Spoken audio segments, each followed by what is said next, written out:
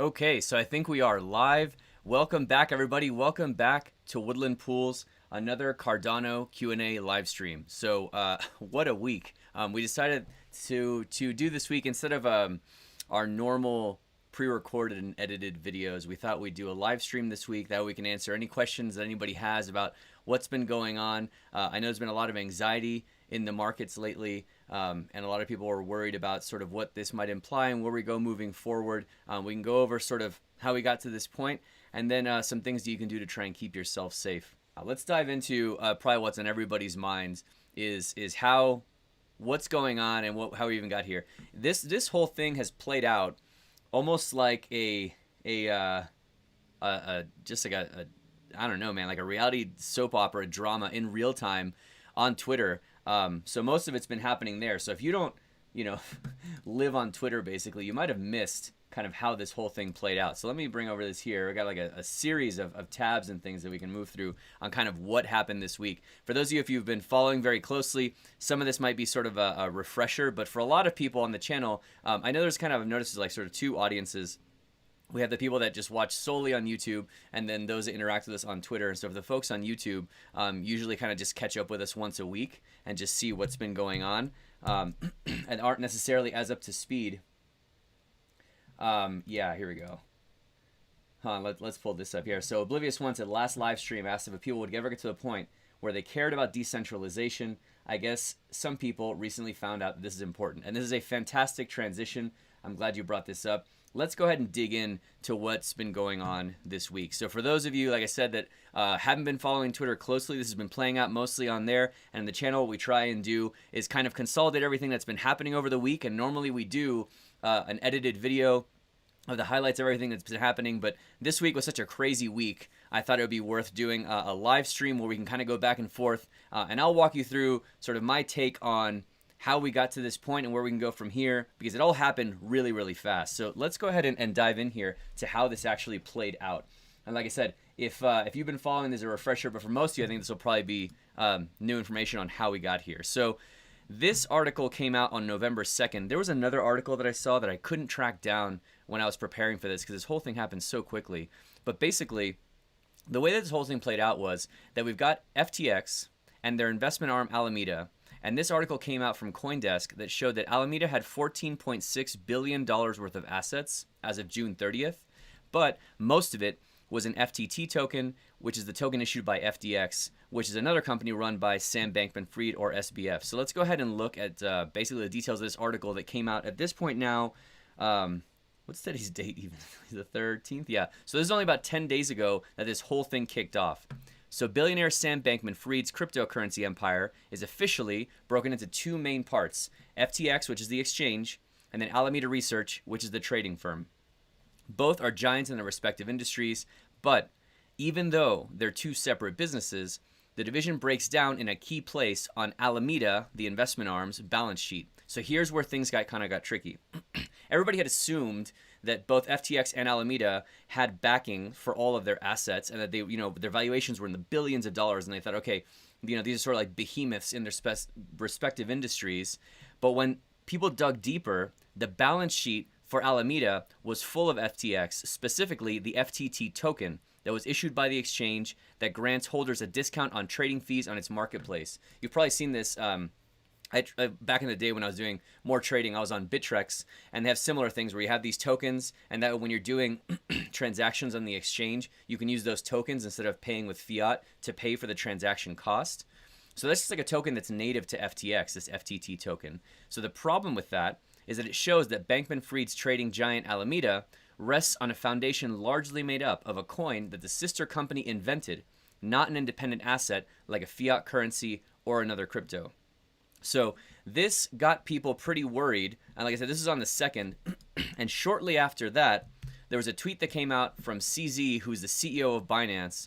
And he said, this is on November 6th, so it was 4 days later, that as part of Binance's exit from FTX's equity last year, they received about $2.1 billion in US dollar equivalents of BUSD and the FTT token.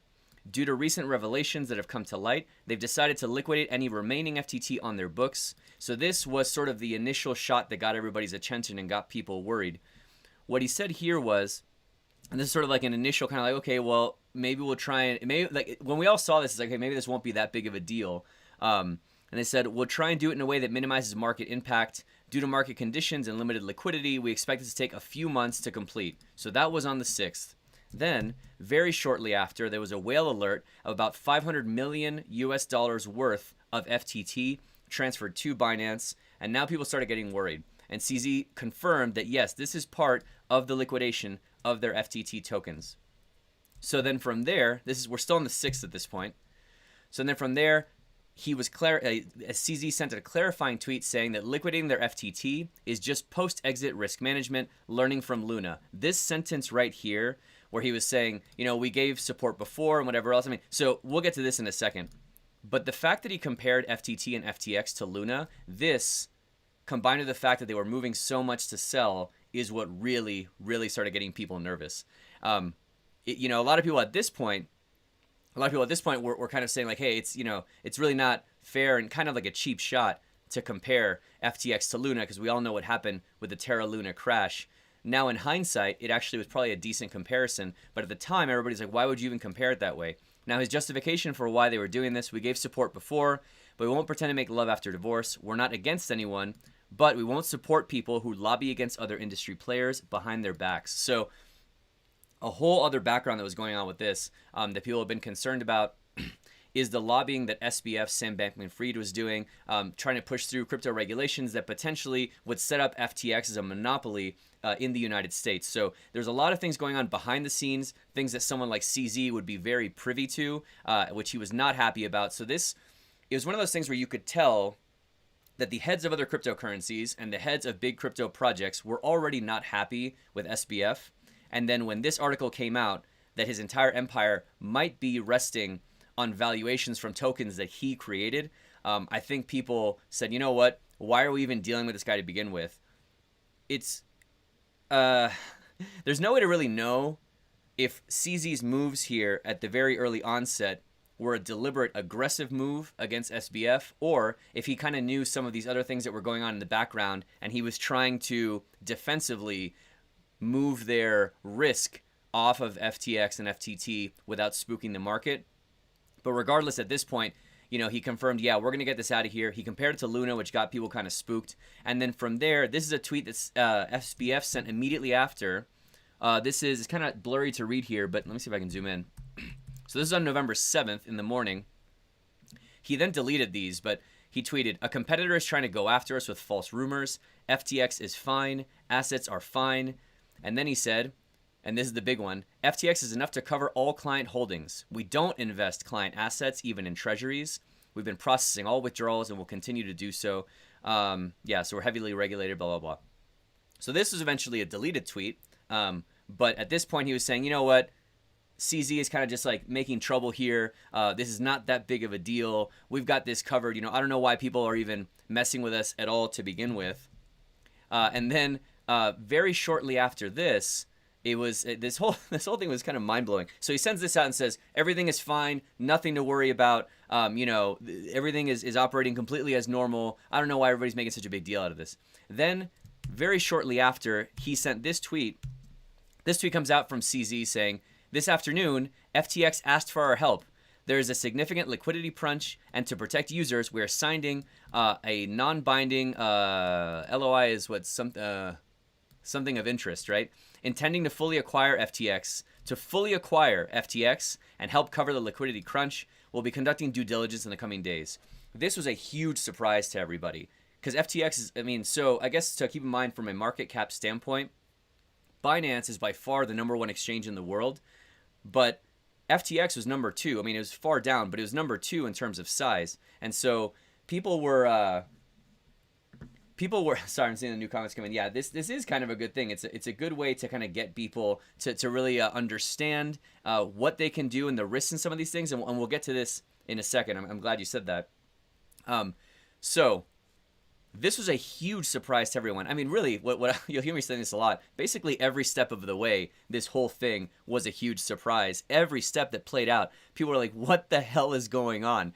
What seemed like kind of a sparring match between two exchanges and heads of two exchanges, now all of a sudden They seem like CZ was trying to get out of their FTX position, and now they're thinking, hey, we're going to go ahead and buy them. So people are now starting to get really worried in terms of what does this mean? Is FTX insolvent? Where do we kind of go from here? Then there was a confirmation from SBF saying, hey, I have a few announcements to make. Things have come full circle. Their first investor would be their last investor, and that they are now working with Binance to have FTX be acquired by Binance. So now he has confirmed that this is going on. A very different tone from, hey, they're making rumors about us, kind of get out of here. I don't know why you're even making this sound like such a big deal. So at this point now, the market took a breath and said, okay, that was really strange. Not sure what happened there, but it looks like Binance is going to just buy FTX. There may have been some things that were kind of concerning, but it'll probably work itself out. It's going to get purchased, and we'll kind of move forward from there. I don't remember who it was that tweeted it, but their phrasing was exactly right.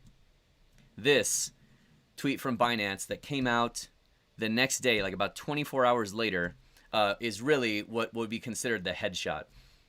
Right after CZ had kind of started this whole process and gotten everybody really concerned about the solvency of FTX, right? Of course, there was this article that started off, but really what started the snowball down the hill was CZ bringing up these concerns about FTX, liquidating it, comparing it to Luna, moving huge amounts of money to start getting rid of their tokens, then finally saying, okay, fine, you know what, never mind, that's fine. Maybe we'll end up go ahead and buy it. Binance then tweets out, as a result of corporate due diligence, as well as other latest news reports regarding mishandling customer funds and alleged U.S. agency investigations, we've decided that we will not pursue the potential acquisition of FTX.com. This, like I said, as somebody tweeted out, was the absolute headshot that took out FTX and FTT. And if we look at what happened to the token immediately after this was tweeted out, this is the daily chart. For FTT versus USD on TradingView. The token was trading at about 26, range bound from 22 to 26, and it absolutely tanked right after Binance said, hey, you know what? Yeah, we don't want to touch this. It seems too risky. And so, I mean, that's kind of then what really started the implosion and what really shifted the tone from, oh man, this might be bad to, oh, this is like, how bad is this going to get? So from here, SBF went into, so now we're moving into sort of the third chapter where SBF is moving into damage control mode, and he tweets out, I'm sorry, this is the biggest thing. He messed up, we'll say messed up, as a PG channel, and should have done better. He goes into all this different stuff down here, but if we remember, right, his whole thing at the beginning was, these are all just rumors, nothing to worry about, everything is fine, FTX has enough to cover all client holdings. So here in this tweet, when he was talking about that he messed up, here was sort of this 2-for-1. Let me see if I can find it. Here we go. Where here's this 2-for-1 where he thought that the leverage, the total sum leverage of all clients on FTX was about 0, and the liquidity ready to deliver out was 24 times the average daily withdrawals. What was going on during this time, right, I guess is implicit, but I'll just, explicitly point out, was just an absolute run on the bank. Everybody that had funds on FTX, not everybody, but a lot of people that had funds on FTX started rushing to get all of their funds off as quickly as possible, which tanked the token, but also that run on the bank and the leverage that FTX had was what caused their huge liquidity problems. So when he thought there was like no leverage at all, and they would have 24 times more average daily withdrawals to be able to just pay out anything people wanted, in reality, the leverage is 1.7x, and for that Sunday, when people were doing that run on the bank, they didn't even have enough to do 1-to-1 to pay people out. It was 0.8x, 0.8 times what. So, if people wanted to take out total of the whole market $1 million, they only had $800,000 to pay out. Because, of course, when it rains, it pours, they saw $5 billion of withdrawals on Sunday, the largest by a huge margin. He says, okay, so I was off twice, which teaches me a lot of things, blah, blah, blah. So here he's saying, I'm sorry, I messed up, is this whole long thread. So now it's like, and then at 1.2, there was somewhere here, maybe in this thread, where he was saying, this doesn't affect, here we go. A few other comments. This is about FTX International. FTX US, the US-based exchange that accepts Americans, was not financially impacted. It's 100% liquid. Every user can fully withdraw. Updates are incoming. So now he's saying, okay, this is an FTX International thing, not an FTX US thing. So still kind of like assuring like everything is fine, nothing to worry about. This is on November 10th. Then one day later, hi, I filed for FTX US. Sorry, I filed for FTX and FTX US and Alameda for Chapter 11 proceedings. So this, again, every step of the way is like, what the hell is going on? He just tweeted a day before that this is only an FTX international thing, that FTX US is fine. The next day it comes out, FTX is filing for Chapter 11 bankruptcy. And so then it's like, okay, well, this is really bad, right? Like this huge behemoth in the exchange sphere, let's say, goes from being this like golden child of an example of how an exchange can come from nowhere and grow to this sort of huge player. And then in less than 48 hours, they're filing for Chapter 11 bankruptcy. So at that point, we kind of say, okay, let's close the book on this. This is like a crazy thing that happened. Now let's just kind of see where we go from here and how much people can get of their funds out. He was saying that people with FTX US can get all of their funds out. So, let's just kind of see where the dust is settling. I'm going to take some water. Then that takes us to Chapter 4. If this wasn't bad enough, I'm going to kind of sort of like consolidate here, like make an amalgamation of things that were going on. This is the general tone of what then started happening the day after, or that same day. Alert, a high probability that insiders at FTX are currently trying to run off with funds. Both FTX and FTX US wallets have now been affected and are commingled. The current amount being laundered is about $380 million. So there was, and again, I'm sort of just kind of like amalgamating lots of different tweets that I saw during this time in just this one high-level tweet. But at this point, a lot of people who had accounts on FTX were tweeting out saying, hey, my account balance is showing 0. So there's already concern about what ratio of the balances that people were holding versus how much they would finally get after the Chapter 11 proceedings. There's already concerns about, for every dollar you had, how many cents are you going to get back? But at least you knew this is at least theoretically the amount of dollars you have in your account. But people were tweeting all over the place that like they would log into their FTX accounts and their balances were reading just straight up 0. So there's a lot, and this is still ongoing right now. This is now only 2 days ago. There's a lot of speculation going on in terms of was this an outside hacker? Was it a disgruntled employee inside? Was it SBF himself trying to run off with these funds and disappear? We see here, and then so once again, as if that wasn't crazy enough, then after that, the admins of FTX Telegram are confirming that the exchange has been hacked. Do not click on any links, update any apps, enter any passwords. This, of course, may be obfuscated for an inside job. Maybe there's pretending it's from outside. That'll be revealed in time. But the hack is real. Stay safe. So now we're at the point where the common wisdom right now going through Twitter is don't even log into FTX anymore. Don't even have any of their apps on your phone because it's not clear how far this hack has spread. If it's just something where someone inside with some master keys moves some funds around, or if it's a true hack that is like logging people's passwords and things like that. So now folks are saying don't even go into your FTX account at all. Okay, and then on top of all of this, with all of this going on, then we start worrying about, okay, from here, what the hell happens now? This is about as bad as it could have gotten. Going from everything is fine, number 2 exchange, everybody thinks they're amazing, to going to be acquired, doesn't get acquired, totally insolvent, Chapter 11 bankruptcy, all the funds disappearing, hacked and like don't log in at all. So then it's like, well, what does the word people are using I think works really well here. What's the possible contagion from here in terms of the ripple effects of other things that get affected?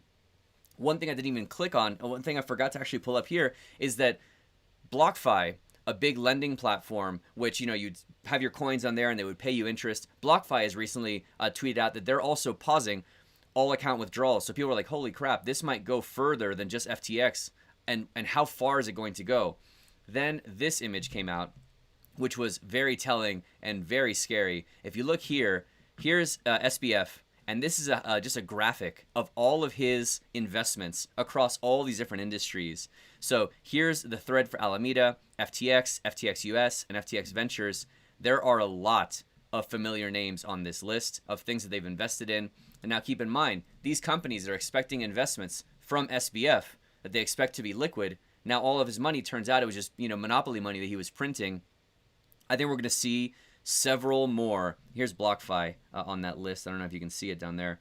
We're going to see several more, I think, projects that were dependent on FTX also running into serious trouble here. I don't think that this is over in terms of the cascading of this. I mean, this whole thing, this whole drama started a week ago. Like 8 days ago, people were like, oh, that was kind of a weird article that was put out about FTX. I wonder if that's going to be a problem. Like, I can't overstate how quickly all of this changed. When CZ first sent out this tweet, it was just very much like people were like, this itch in the back of your neck, kind of like, hey, I wonder if this is going to be a problem. Like, is this really going to be an issue? I don't know if it's really going to, let's keep an eye on this because things have already been kind of weird. You know, we saw Terra Luna, we saw Celsius, we saw Three Arrows Capital, and all these things crashing. And it went from people like, oh, I wonder if this is going to be a problem, to funds at zero, don't even log into the exchange, absolute just radioactive nuclear disaster going on with FTX. And now we see the true scope of all the other projects that could potentially be exposed and involved. Not necessarily, and in no way, let me be clear, not that they were involved in any of these shady dealings, but could potentially, very realistically, be affected by the fallout. So, with all of that, right? With all of that, what are some things to keep in mind? This is a Cardano channel, and so, you know, and it's kind of sad, like, I mean, obviously, so I'll pause here and say, for everybody that had funds on FTX, truly, like, I am so sorry for everything that you're going through right now and, like, what you're feeling. I can't even imagine. But for those of you that are watching this and are not directly affected by it, and you're just sort of like, in a cursory sense, just seeing what's going on, this is an absolute perfect example about why you should never, ever leave your funds on a centralized exchange, and why you should always be super wary of anything that offers you high yield and they say, hey, don't worry about it, we'll hold on to your coins and then we'll just pay you some really great interest. It doesn't matter how much they promise about their liquidity and their backing. Like, you know, again, keep in mind, he may or may not like been deliberately lying here, but worst case, he was deliberately being deceptive. Best case, he thought that FTX had enough to pay these funds out. So in a lot of these other exchanges and lending protocols, they might actually think like, oh yeah, we've got everything backed one-to-one. This is a very, very important time, I think, to be very skeptical of where you keep your funds. And remember, not your keys, not your coins. If you haven't already, I'd recommend getting your funds off of exchanges and hold on to them yourselves. And then a couple of thoughts that have come up in the past few days from other folks in Cardano. Here's a tweet by Lucid. They came out literally just this morning. You know, didn't get hurt by Luna because he believed in decentralization. Didn't get hurt by Celsius because he believed in decentralization. Didn't get hurt by FTX or Solana because he believes in decentralization. Cardano's values has saved his monetary values because he believes in decentralization. I could not agree more. I remember talking to friends that have been around. So I was actually doing the math and like, wow, time flies. So I've been involved in the crypto ecosystem for about 5 years now. And there have been a lot of implosions, but this is by far the craziest one I've observed. But it just seems like time and time again, like we've got to learn this lesson, guys. Like I have friends that have been in crypto even longer than me. And, you know, and some of them were tied up in this whole Celsius thing. And I remember when they told me about Celsius, and they're the ones who taught me about how to get involved in blockchain and cryptocurrency. And they were like, oh, check out Celsius. You can put your funds on there and they pay you interest. And I remember asking them before I even like knew about hardware wallets. I was like, yeah, but doesn't it go against the whole thing of your keys and your coins? They're like, yeah, but it's fine, this and that, and we get paid every day. And then we had this problem with Celsius just implodes.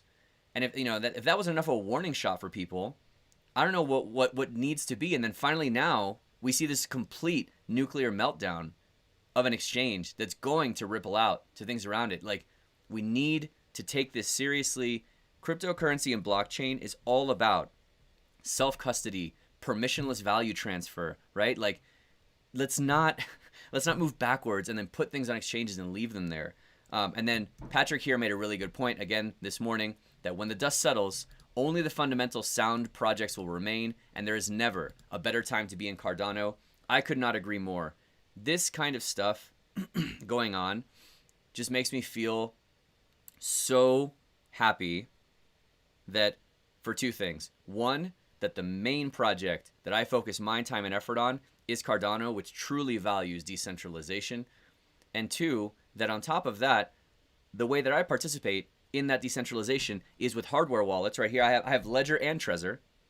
Is with hardware wallets where I am truly holding the keys myself, and it's not even something that a keylogger or anything with a software wallet could take away from me. So, guys, you know, I was talking to some family friends and telling them, like, I get that these centralized platforms like BlockFi and some of these others can be attractive because you have truly non-custodial staking with Cardano where there's no limit, you don't send anyone anything, and you can remove it at any time.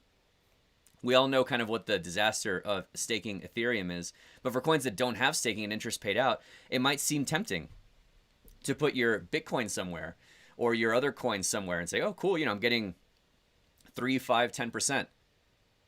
But the opportunity cost of losing that 3, 5, or 10% is significantly better than the potential risk of losing 100% of it because the exchange goes under for any number of reasons. During bull markets, it's very easy for these exchanges and different projects to be leveraged and, you know, and take out big loans and stuff like that because, you know, number go up, right? And so it's easy to pay those things back because the same assets that they're holding keep going up in value and they can just keep these things going and paid off. During bear markets, these leverages and these liquidity problems really get highlighted. So please, if Luna, Celsius, Three Arrows Capital, and now FTX and Alameda, if these things weren't enough warning for you, like, please get yourself off exchanges, get yourself a hardware wallet. I really think that's the way to go. So that sort of catches us up on everything that was going on. I went for about, for like a better part of like 25 minutes there, going through the whole story. But like I said, for those of you that are just kind of like now just tuning in saying, hey, I heard some stuff was going on. What the hell's been going on this week? It has been an absolute crazy story that you can't even make this up. So that catches us up for today. For those that are joining, let us know where you're joining from and let us know what questions you have in the chat. I'm going to go ahead and get this out of the way. We don't need that anymore. And let's try and switch to some lighter topics. Let's see how we're doing in the chat. Okay, Fly Over Me says, this debacle has just moved crypto regulation to the front of the line, which we need for true adoption. Yeah, so the worry there is that we do need sensible regulation. Charles has said this a lot, that what we need is sensible regulation in terms of, because right now what you see from the SEC is regulation, like punitive regulation, where people are sort of trying their best or not to do what they think is the right thing to do, and then you don't really know what the rules of the game are until you get penalized for not doing it the right way. And that's like a kind of an insane way to be operating a market if you think about it. Like, imagine if you were, I don't know, imagine if you were playing a sport and like it's kind of like when you play like a game with like a child who's making up the game in real time. You know, like imagine you're playing a sport and then as you're doing something, you know, you're trying your best to play and they're like, oh, sorry, that one's not allowed, what you just did there. So you're out of the game. And you're like, what are you talking about? How, I didn't know that. So then the other people on the field go, oh, okay, well, I'm not going to do that specific thing because that'll get me kicked out of the game. So then they keep playing. And then, you know, you do some other thing and someone else has stopped them in the field and say, okay, but yeah, you can't do that either. You know, you're going to have to sit out for the next half. And so that's the way that crypto is being regulated right now, is they're sort of cracking down on things and making people examples, but not giving any real clarity. So crypto regulation moving to the front of the line, I think, is good because we need some sensible direction here. Like I said, this is what Charles has been saying for a while. Like, for a lot of us, including myself as a stake pool operator, you know, we want to do things correctly. Even when you're doing things like filing taxes and stuff, like we do our best to kind of like interpret what we think are the tax laws in the United States, but there's no real good clarity around any of these things. And so I do hope that we do get some clarity on regulation that comes in. But that being said, like, it's also very possible, very likely that the White House just put out like a crypto manifesto right after this whole thing. I haven't even read it yet, but like, it's also very possible that we get just the classic like reactionary, like over the top government response. And so what we need to have is sort of a sensible back and forth conversation for common sense regulations that exchanges and projects and individuals can follow, which I think we're all asking for. Like, hey, we'll play by the rules of the game. Just let us know what those rules are. So anyway. All right, Orblivious. I had the BlockFi credit card They shut it down on Friday. I got denied when trying to use it and couldn't get my BTC rewards off fast enough. Oh man, I'm so sorry to hear that. That's, yeah, this whole thing is just like, it's so rough. Hopefully you didn't have, you know, a large amount of funds on there. And yeah, I hope you're all right, man. I'm really sorry to hear that. All right, Chris. Good morning. I use Coinbase, but I've moved all my assets to Yoroi, MetaMask, and Ledger wallets. Unfortunately, my wife still has ETH on BlockFi that she can't move. Yeah, and that's exactly the problem, right? Man, yeah, this whole thing is just so frustrating. Here, let's do this. While we're chatting about this, actually, this is kind of interesting. I was looking at this. Let me see where and how I can pull this up. I tweeted about this. Well, actually, yeah, I guess I can just pull up my own tweet. I tweeted about this. I was just surprised by this. I kind of like sometimes when I'm bored, I just sort of browse through like the YouTube analytics. And I was looking at our views for the week. And so last week I was traveling. And so I tried to do a live stream last week, but just, you know, I was traveling with the camper. If you guys follow me on Twitter, here's a Twitter handle for the channel, by the way. So if you want to follow us on Twitter, get a lot more like regular updates there and sort of things going on and whatever else. But anyway, so I was doing a bit of a road trip, and sometimes I tweet out just sort of like the places that I'm at and the views. You know, I don't know. This whole like channel is kind of, you know, I like the metaphor of, you know, these like woodland pools and just sort of like calm things. Where it's like, hey, let's just do things calmly. Let's learn slowly and get real confidence and make some deep roots in terms of like what we're doing and how we move forward. And so I kind of like that metaphor. And so similarly, I like spending a lot of time outside and touching grass, as it were. And so I thought it'd be fun last week to try and do a live stream literally just from the woods, but it didn't work out. So I didn't have a video last week. And so when I was browsing views on the channel and things like that, I expected it to be pretty low. And then all of a sudden I saw this spike and I was like, where the hell is it? Why are people all of a sudden viewing a bunch of our stuff? And then, yeah, and then it just like immediately I was like, oh, okay, yeah, that makes sense. So this is the views on setting up a Ledger Nano X over the last 90 days. And you can see here, right around the 10th and the 11th, when all this stuff started getting crazy, it just really spiked up. I mean, just like way more views. Look at that, 458% more views than the previous 90 days. So yeah, it's people are now, it's finally on their radar.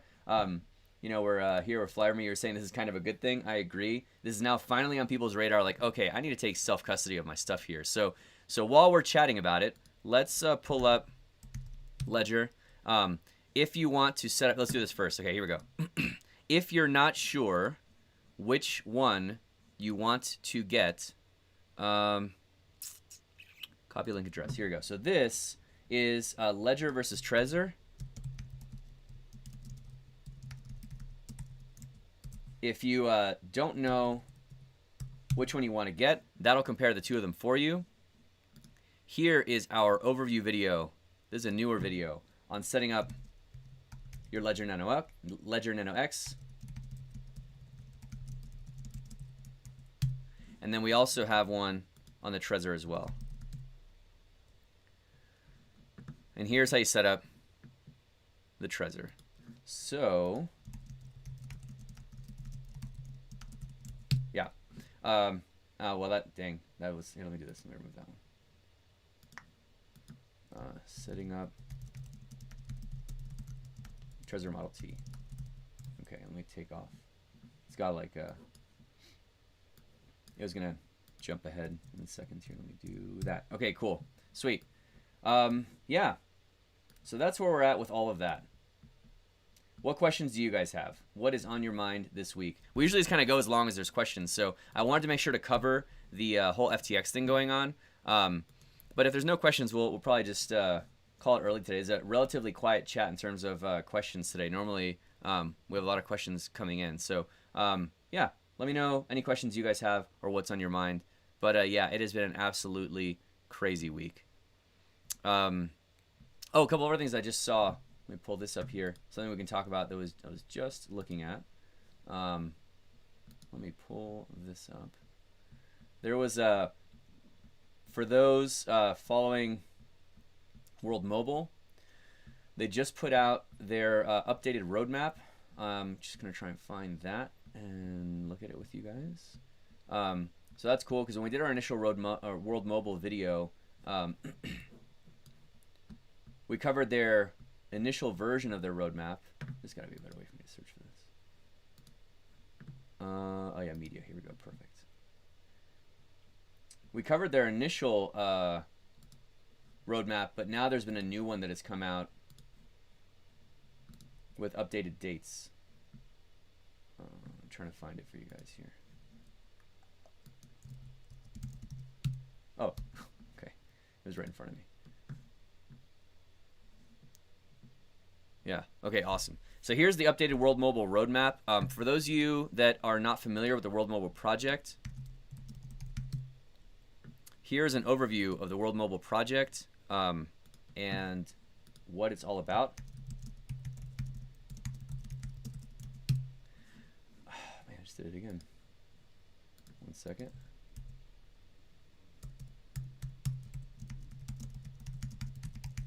Okay. So here is that's the overview video on the World Mobile project. For those of you just joining now, we just had about a 25-minute rant on getting up to date on everything that happened the past week with FTX, FTT, Alameda, Binance, and how it all came together. You can scroll back and see that. Let us know where you're joining from and any questions that you have. But right now, we've switched gears over to World Mobile. So here's where we are right now with World Mobile. We're in the fourth quarter of 2022. I'm personally interested in looking at how the rollout of the Earth nodes are going. So a reminder, the way that World Mobile is going to work is their whole thing is connect to the unconnected and getting cell service in places that are remote and don't have access. It works with 3 different parts. The Ether node is what sort of taps into the legacy telephony network and handles all of like the legal and different requirements, all different legal requirements and things on how you can operate as a telecom in the country. So that's sort of more of like an infrastructural thing. Then from there, you have the Earth nodes that handle the call traffic and sort of handle especially the payment processing down to the blockchain layer. And then at the very end there, you have your air nodes, which are the ones that are actually propagating the signal out. And the air nodes are pretty cool because they're done in a lot of different ways. It's not just sort of a one-size-fits-all. They're using things that are already existing solutions right now, paired with new innovative ones like aerostat blimps that can sort of propagate the signal. So the air nodes are sort of an on-the-ground thing, and a lot of entrepreneurs in the different areas can stand up their own air node and propagate the signal. The Ether node is going to be sort of at the way in the back end. That is much more of like a regulatory conversation on how do we tap into these telephony lines. But in the middle, the processor of these things are going to be the Earth nodes. We've signed up Woodland Pools, reserved an Earth node. So I'm following pretty closely on specifically the Earth node track on how things are going here. So let's take a look. So the rollout, we're in Q4 of 2022. First B2B business to business and business to customer paying customers have been connected in Tanzania. There's also like a cool like heat map. Let me see if I can find it. That kind of like shows the World Mobile customers in real time.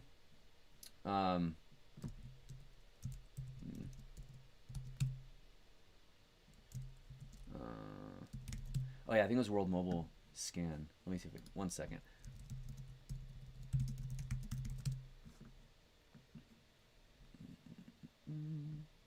Yeah, here we go. Sweet. World Mobile token scan. So so this is pretty cool. So when we're looking at here how the first B2B and B2C paying customers have been connected, World Mobile token scan. Here's so the project is in Tanzania, in Zanzibar. And so we can see here this heat map of air nodes that are up and running right now of people actually using World Mobile for their telephony needs, which is pretty cool. So this right now are air nodes that are currently up and running and live. And then the Earth nodes right now are being operated by World Mobile themselves, and they're going to sort of open that up for third parties like ourselves or anybody else that wants to run a node. So yeah, so right now, that's live right now. The first aerostat launch is happening. So the aerostats are the actual like blimps that I was saying before that are going to propagate the signal. They're doing some tests in the United States. And yeah, here we go. 225 air nodes are in Zanzibar right now. They're working on the app. But yeah, so the Earth node is right now in testnet launch. And then the distribution of EN NFTs. So the Earth node NFTs. So this is pretty cool. The way that Earth nodes are going to work, and this is actually a fantastic use case for NFTs. The way that Earth nodes are going to work is that the Earth node operators, sort of like it's like as if it was like a registration certificate of which server is the true Earth node operator. Everyone who is designated as an Earth node operator is going to get an Earth node NFT that signifies that, yeah, you are allowed to operate an Earth node on the network, which is so cool because that's like the whole point of NFTs. Like when we were talking to Patrick in this really great interview here. Let me link this because this is such a good conversation. So Patrick Tobler, future of NFTs. When we were talking to Patrick, he made a really great point that his view of what an NFT really is just a proof of ownership of a thing, of anything. The most popular ones right now, have just been like JPEGs, and now with Book.io, well, let's take a step back. It's just been like JPEGs, and it's not even about the rendering of that JPEG. It's that the proof of that ownership of that JPEG. And so then with projects like Book.io, you then now have proof of ownership of the actual book. Like this, like Dr. Jekyll, number 349, not just the picture of it, but that book is actually mine. And the NFT is not even necessarily the book's contents. The NFT is like the proof that that book is mine. So that's why this is really cool here, that Earthnode operators are going to get an Earthnode NFT that shows that you are the valid owner and operator of that Earthnode. So that's really cool and a really clever way to make it that way if Earthnode operators need to change the server that they're running for their Earthnode, or if it's one of those things where, like, I would presume that you might be able to sell that as a token. If somebody else wants to become an Earthnode operator, you could sell them that Earthnode NFT. I'm interested to see how that's going to play out, but I really like this idea. And air nodes. Okay, yeah, so now then people on the ground that want to do their own air nodes can sort of do that. But anyway, so we see that in Q1 of 2023, this is when the Earthnode mainnet launch is expected to happen. So this is when we'll be getting a lot more detail in terms of doing like a Woodland Pools or an Aspen Earthnode. And then from there, we're going to see it rolled out. I mean, they have this whole rollout on how they're expecting to do through Q3 of 2023, where they're, doing encrypted calls as a service by the end of the year and stuff like that. We'll see how all that plays out. I'm more interested in sort of the closer parts of the roadmap on where are we right now. And right now, we have some live users actually using World Mobile for their calling solutions. The Earthnode NFTs are coming out to Earthnode owners soon. At the beginning of next year, we should expect the testnet, the mainnet launch, because we are on testnet right now. So that is pretty cool, and I'm pretty excited about that. Cool, we got a few questions coming in here. Let's see what some of these questions are. Fly Over Me says, what are your thoughts on Project Noom? I think Project Noom is a really cool project. They have a really great team. And I can't remember if Andrew Westberg is either a CTO or an advisor or something, but he's just like an absolute rock star in the Cardano ecosystem. And so for those of you who are not familiar with Project Noom, the idea is about giving rights back to music artists. So if you've ever read about kind of what happens on Spotify, the artists make something like a fraction of a penny for every time that their song is played. And so Project Noom, the idea is, again, with what you can do with blockchain and NFTs and things like that, is sort of giving that ownership back to those artists so that they can actually own their own music and they can get royalties from it that are immutably tracked on the blockchain. You can also do cool things too, where you can kind of crowdsource the recording of an album, for example. And so if the same way how people like sell tokens for different things, an artist that you like could say, hey, I'm going to be making this next album. And instead of them having to go to a recording producer or a large company and say, please sign us, to be able to record this album. Instead, they can put, a fractional sale of the revenue of that album out there, and then they can generate the funds they need to record the album that way. And so you can actually be a partial owner of a specific album or song or something. So Project Noom is really cool. I'm really excited to see kind of where it goes with that. They're very much in their building phase right now, and I think they just had a song was just launched right around the time of Rare Bloom. I should probably do a deep dive on them, but yeah, that's a really cool looking project.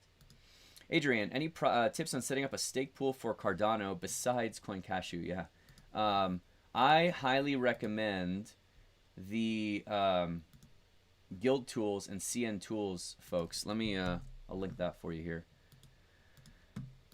The guild operators. Yeah, well, anyway, here, home. Okay.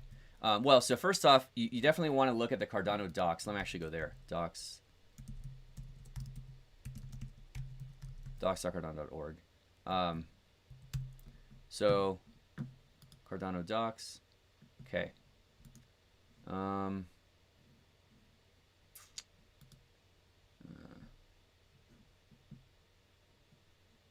It's around here somewhere. Anyway, here, just start here with the Cardano docs.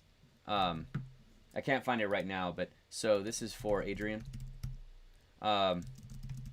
Check that out. And there's information there about what stake pools are and how to set one up and stuff like that. And then once you're comfortable with that, this is CN Tools, Guild Tools.